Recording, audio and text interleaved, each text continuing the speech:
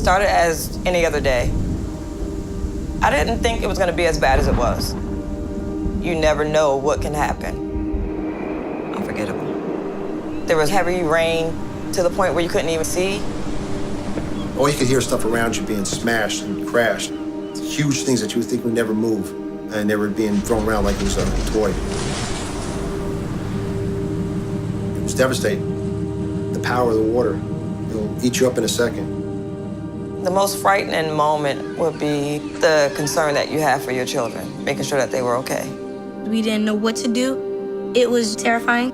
We were actually without power for 4 weeks. It was the whole town of Scotch Plains without power. It became too cold where we couldn't even stay in the house. We were freezing cold, and we would sleep in the car. With the heat on, shut it off once the car got warm enough. That's how we were able to fall asleep. You couldn't really ignore what was going on around you. You really just see how much everyone cared for each other in this community. The dangers of Mother Nature, you don't know where it's gonna hit or how it's gonna hit. So you just have to prepare yourself mentally. Being that you don't know the outcome, you could be prepared for whatever does happen.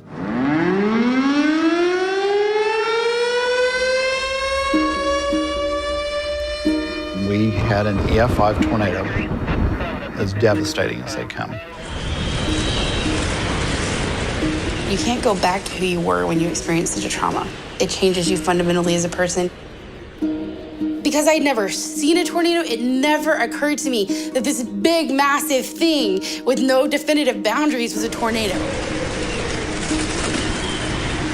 And so we ran down into the shelter and locked it. We had not even been down there a minute. You could hear people screaming. It just sounds like this really loud train coming through. We had a damaged path that was a half-mile wide, and within that half-mile, it was total destruction. There was very little left. With an autistic child, the most we can do is prepare the best we can, educate ourselves, and have faith.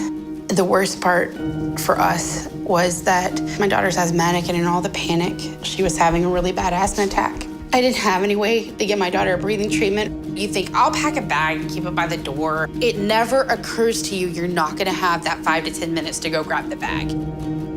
We were left with 3 cans of green beans, 2 diapers, and a bottle of water about like this.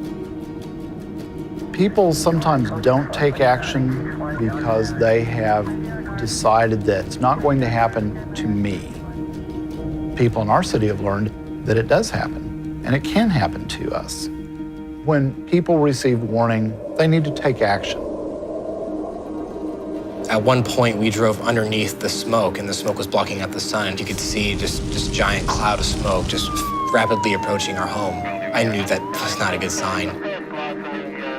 My dad said, the house burned down, everything is lost. I saw this as a definite end to my childhood. For the average person, the sensation that they're going to experience during a fire is often overwhelming. Their eyes begin to burn, their heart rate increases, the trees around their homes begin to catch fire, parts of their homes begin to melt, they begin to panic. It was monstrous. For my family, it was, how do we rebuild everything that we've lost? How do we find a normalcy again? And how do we make somewhere else our home? Personal preparedness, not just for a wildfire, a tornado, or an earthquake, but to be prepared for 24, 48, and 72 hours on your own is really vital throughout the country.